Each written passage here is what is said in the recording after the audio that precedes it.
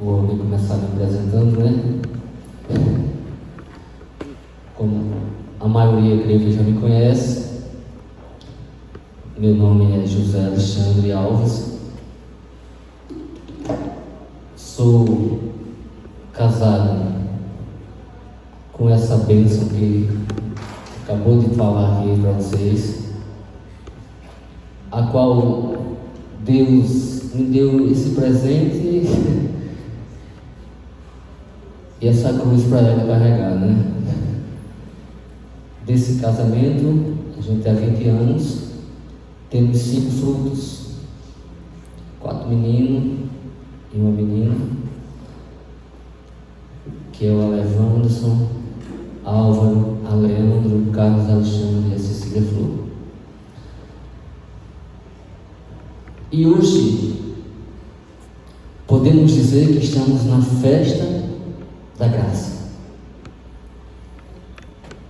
E quando a gente vai participar de uma festa, eu costumo dizer isso, a gente não entra com ingresso. A gente deixa na portaria, não é isso? E o ingresso para você participar da festa da graça hoje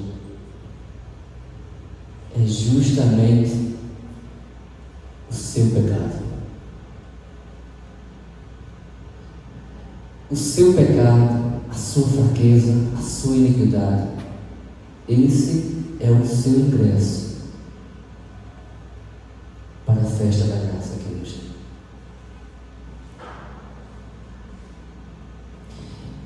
Então, para que a graça venha e saiamos daqui com ela, devemos deixar aquele nosso ingresso para lá e sem pedir retorno. Não é isso?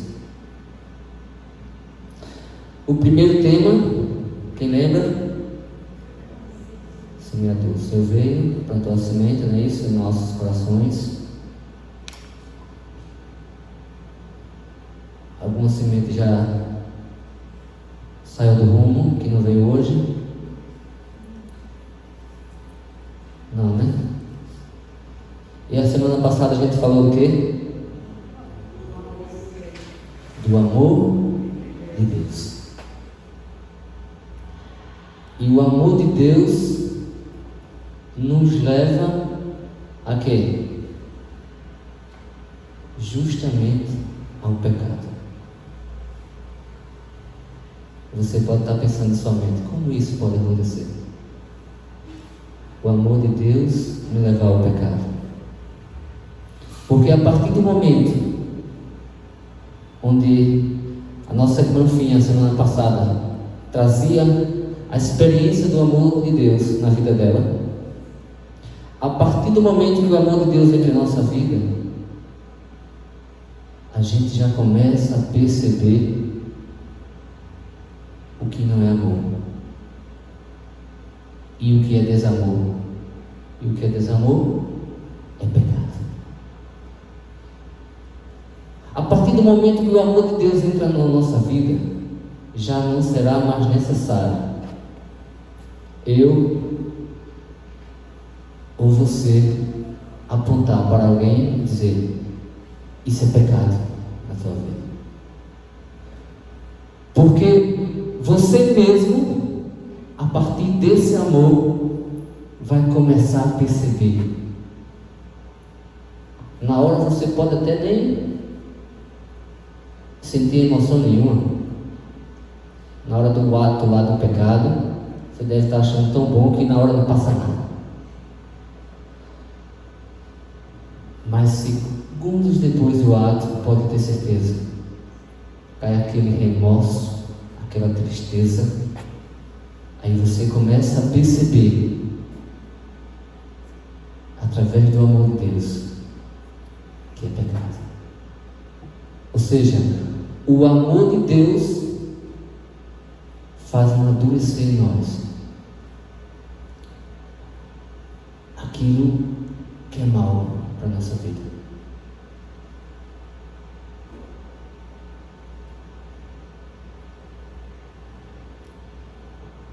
E sempre foi assim?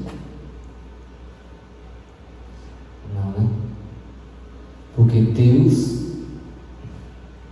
desde a criação, já nos criou para sermos salvos. Deus criou o homem e a mulher dentro de uma comunidade. Que comunidade é essa? Alguém lembra lá? Gênesis capítulo 1. Deus fez tudo. Aí depois ele fez o quê? Façamos o homem à vossa imagem e semelhança. Deus estava sozinho nessa hora?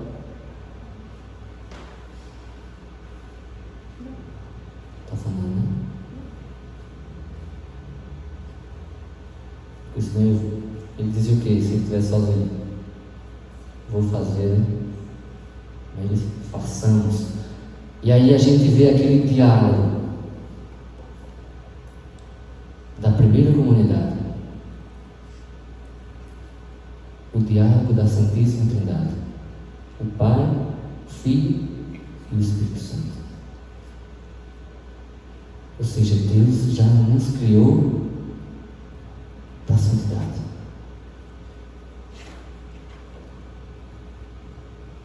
E somos assim feitos para a santidade.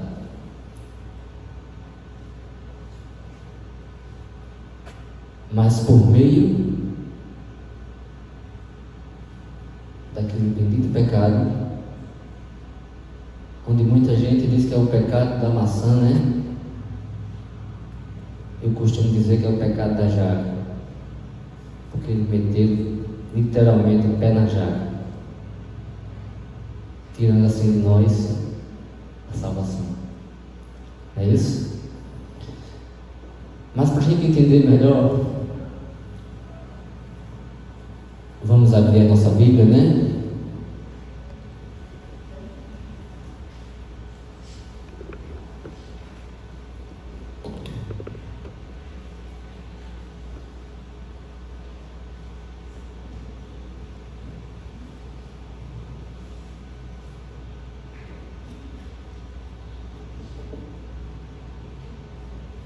João 3,16.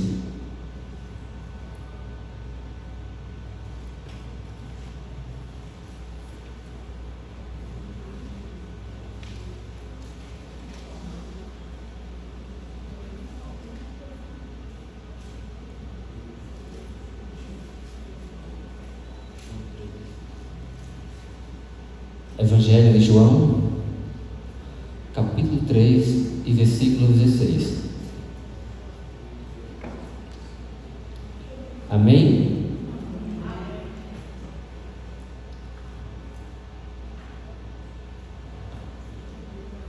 Que diz: com efeito, de tal modo Deus amou o mundo que lhe deu seu Filho único, para que todo o que nele crê não pereça, mas tenha a vida eterna. Guarda aí essa palavra, viu? Quem é o mundo que o Senhor nos fala? É o mundo lá fora? Não? É a desordem? Não. Quando Deus fala do mundo, Ele está falando de nós. Pois sempre fomos amados pelo Senhor. Aí a gente volta lá para o começo da Bíblia. Gênesis 1. Não é isso? Onde a gente começou? Que Deus diz: façamos o homem à nossa imagem e semelhança. Veja só, Deus quis que fôssemos parecidos com Ele, iguaizinhos. para que quando as pessoas olhassem para nós, visse em nós quem? Se a gente somos semelhantes a Deus. Se você olhar para mim, você tem que ver quem? Se você olhar para o seu irmão que está do seu lado, você vai ver quem? Você está conseguindo ver Deus no seu irmão? Você riu, feio? É justamente isso. Quando você não consegue olhar para a pessoa com os olhos de Deus, você não consegue ver Deus nos olhos do outro. Eu sempre falo essa mensagem aqui no meu coração, né? Temos que olhar com o olhar da fé. Porque Deus é um ser transformador.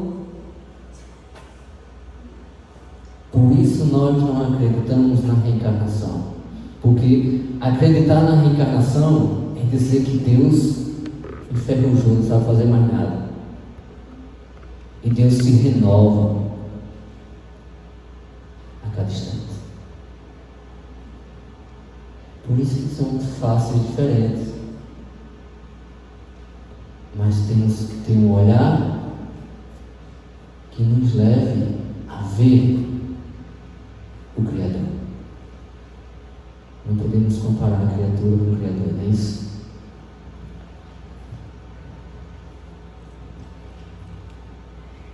Porque a gente foi criado para amar. Fomos criados no amor e para amar. Diga para o irmão que está do lado. Você foi criado no amor e para amar.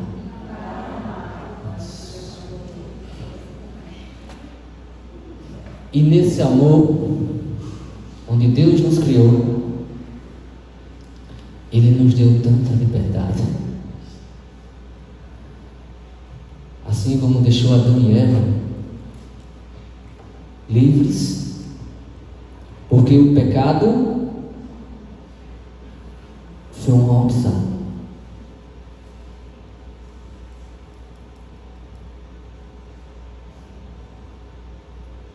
Quando a serpente atraiu Eva no paraíso, ele chegou com aquela conversa bonita toda, né? É onde também muitas vezes nós erramos, onde muitas vezes nos fazemos igual a Eva, a gente queremos dialogar com o mal, e com o mal a gente não conversa. E foi o que aconteceu com Eva. Ela começou a dialogar com o mal. E ela foi, na linguagem, debriada pela serpente.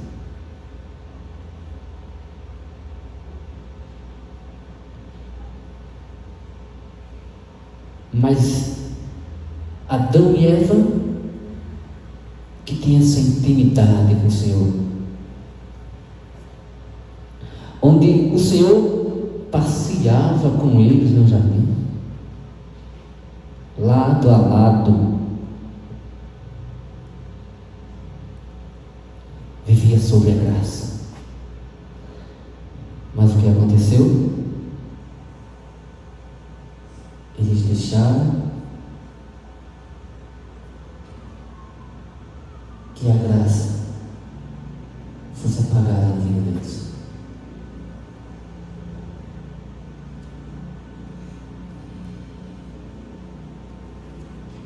Quando Adão e Eva foram expulsos do paraíso, a gente vê em Gênesis 3,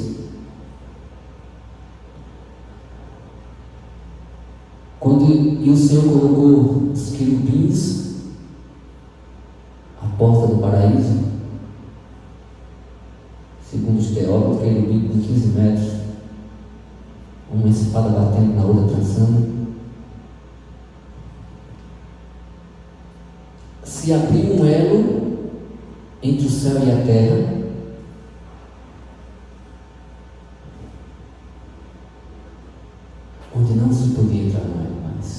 Não tinha paraíso. Você deve estar se pensando naquele monte de profeta que foram gente que deram a vida por Deus. Ia para onde?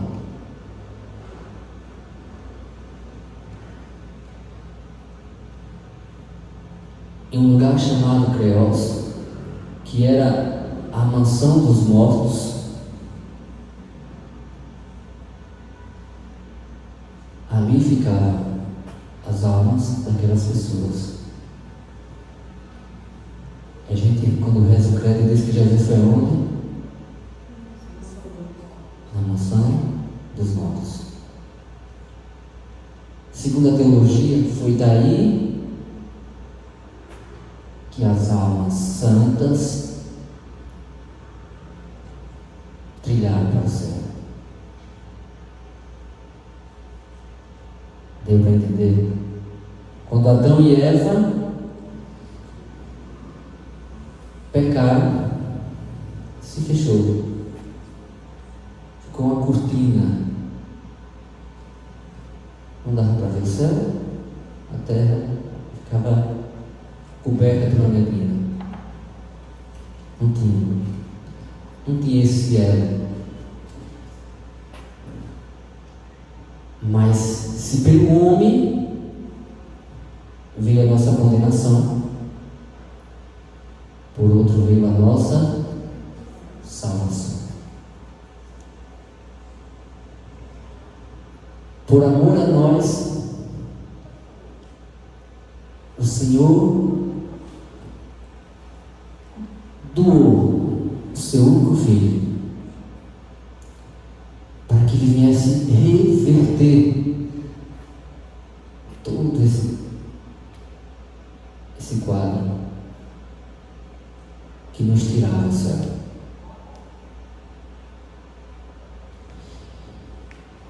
E muitas vezes nós queremos fugir do céu também, porque as bênçãos, as graças são derramadas, mas nós nos endurecemos. É como se caísse uma chuva de graça, como a menina estava cantando logo no começo. É como se caísse uma chuva de graça e nós abrisse o guarda-chuva.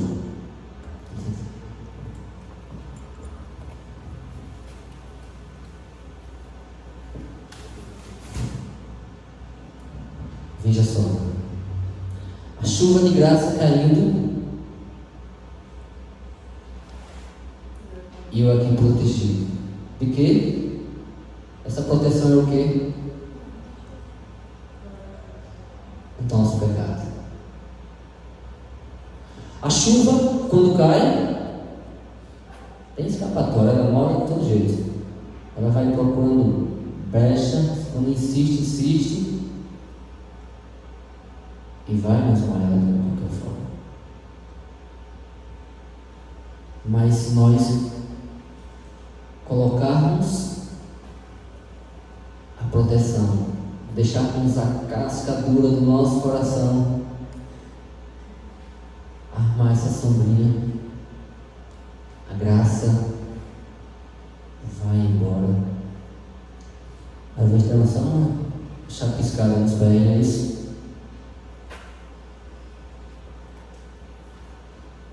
para que a graça venha acontecer em nossa vida e a salvação venha. Depois a gente. E a graça e a salvação venha em nossa vida. Temos que abandonar aquilo que nos distancia de Deus. Agora imagine você, eu mesmo, se colocarmos de lado pelo menos aqueles 3 pecados que mais nos atormentam, que mais nos distanciam da graça. Viveríamos melhor? O que é que vocês acham? Respondam para vocês mesmos. Pelo menos 3. que mais nos distancia, aquele que a gente luta, reluta e muitas vezes não conseguimos sobressair sobre ele.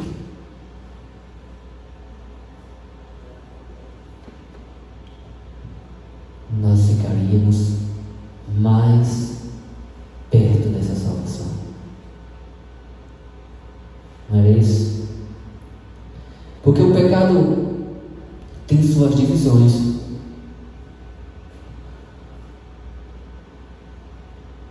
O pecado é dividido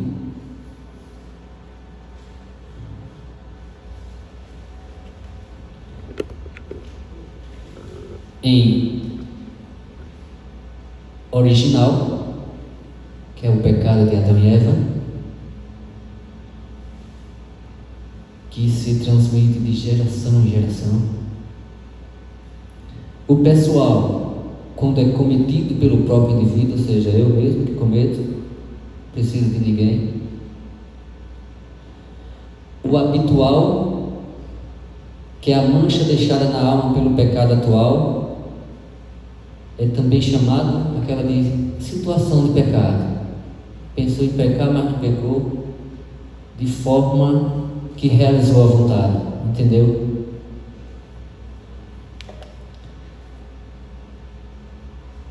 O atual, que é uma transgressão da lei divina, que é a desobediência, que foi justamente um dos pecados, o primeiro pecado, a desobediência, né? O interno, quando ele apenas se realiza na mente ou no coração, aquele pecado que você vai pensando, guarda no coração, querendo fazer outra vez, qualquer dia eu faço. O externo, que é aquele que você realiza, ou seja, o pecado é o querer, o desejo e a vontade. Você pode querer, você pode desejar, mas a vontade é que vai fazer com que realize, com que você cometa o ato. Você pode desejar ter um carro, né? Desejo seu. Você pode até querer, mas para você realizar você tem que ter a vontade. E tendo vontade você vai para onde você quiser, não é isso? O formal, quando é cometido sabendo que se viola a lei, ou quando se age contra a consciência. O material é um caso de atual por ignorância. O de omissão é uma ação positiva contra o preceito. Temos como exemplo o homicídio. O de omissão, que é a ausência do ato positivo. Um exemplo, não assistir à missa nos dias de preceitos. Ou seja, a gente faltar o domingo na missa é pecado. Para nós que somos católicos, temos que ter essa ideia de que a missa é o ponto essencial da vida do cristão. E tem um pecado mortal, é aquele que se destrói a graça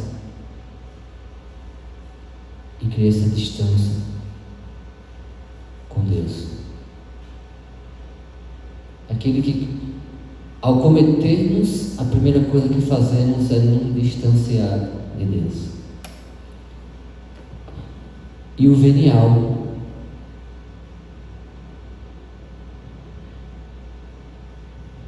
é o caso do pecado destruindo a graça afastamento total. É aquele pecado que você acha que não é pecado. Isso não é uma besteirinha. E essas besteirinhas que muitas vezes nos leva à salvação. Não é isso?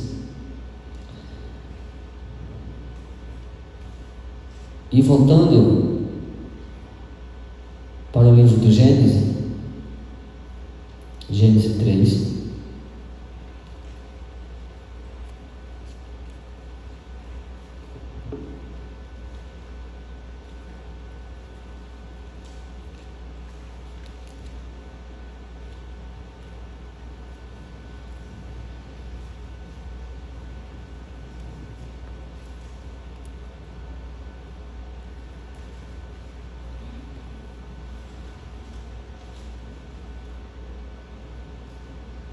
Onde o Senhor expulsou do jardim do Éden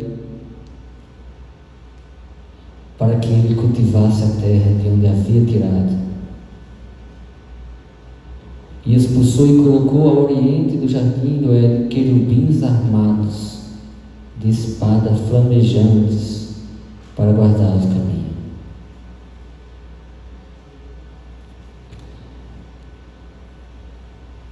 O pecado não tirou só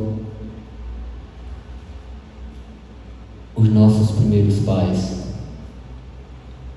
a graça, tirou também assim para nós essa graça.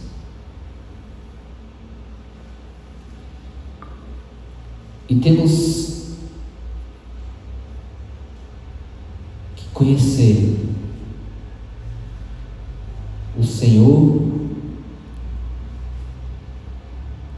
como nosso Salvador.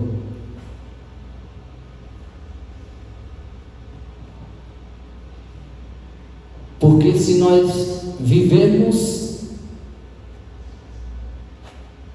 como muitos dos nossos irmãos que interagem apenas através desse livro do Antigo Testamento, a gente vai continuar sem nos encontrarmos com a salvação.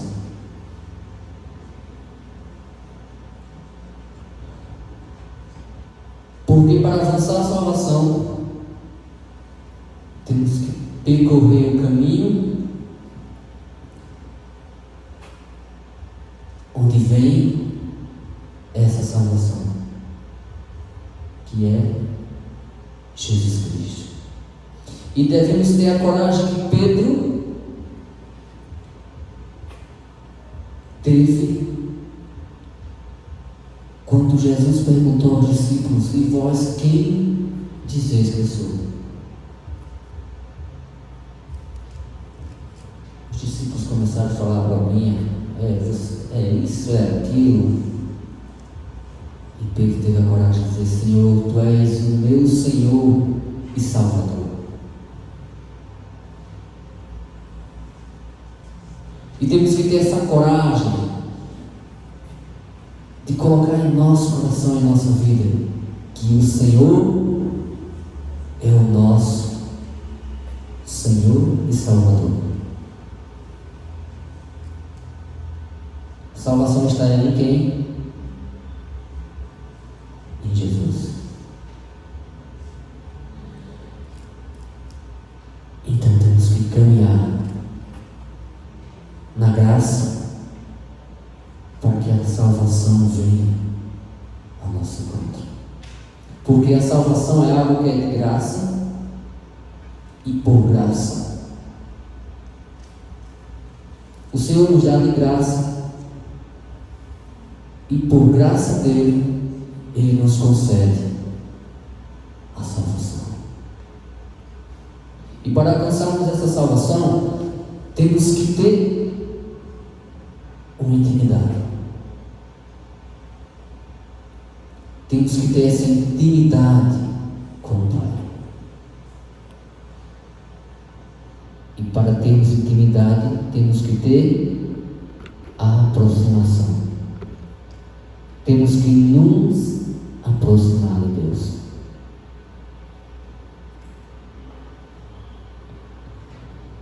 Se Adão e Eva se distanciaram da graça, nós, se queremos a salvação, temos que nos aproximar da graça. E como nos aproximamos da graça? Através da oração. A oração é que nos aproxima da graça. Porque já diz a música, quando oramos, nós tocamos o coração de Deus, não é isso? E para tocarmos o coração de Deus, temos que estar nessa intimidade. Porque muitas vezes você fala algo para alguém que está do seu lado, mas muitas vezes ele nem me conhece direito, e você também não, e você não sabe a palavra certa para aquele momento, e você muitas vezes não toca aquilo que ele queria ouvir de você, mas através da intimidade, desse laço de intimidade,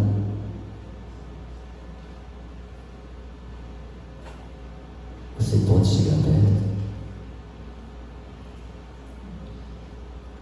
e trazer para ela essa que é a salvação.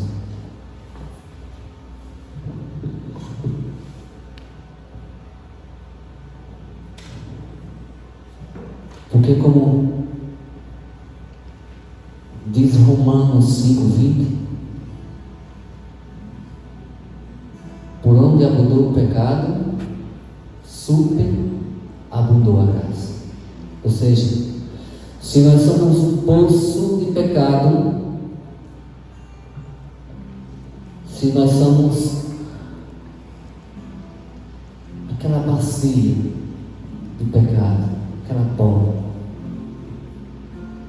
somos o pecado em pessoa, temos a certeza que a graça de Deus é bem maior que as nossas fraquezas, que as nossas iniquidades. Por isso Paulo escreve aos Romanos que por onde abundou o pecado, superabundou a graça. A graça é sempre maior. A graça é sempre maior. Não se ache fraco, derrotado pelo pecado, mas seja sempre firme e forte, na certeza de que o Deus da graça estará sempre a te abraçar e dará sempre a salvação. Como vocês cantavam, Deus vê o coração. Deus não ama o pecado. Isso é fato. Mas Ele ama o pecador. Ou seja, Ele ama eu e ama você. Por maior que seja o seu pecado, Deus quer a sua salvação. E o tentador muitas vezes só tenta nos enganar. Diz uma música mais ou menos assim: creio que o tentador só procura te enganar, dizendo que tem mil motivos, enfim, para tudo abandonar. Abraça o que deu, permanece fiel, luta sem desanimar. Ergue-te, pois Deus te fez um vencedor. Celebra a vitória do Senhor Jesus. Devemos sempre celebrar a vitória de Deus em nossa vida, porque a salvação é certa se tivermos no caminho que nos leva a ela. Não podemos bambear.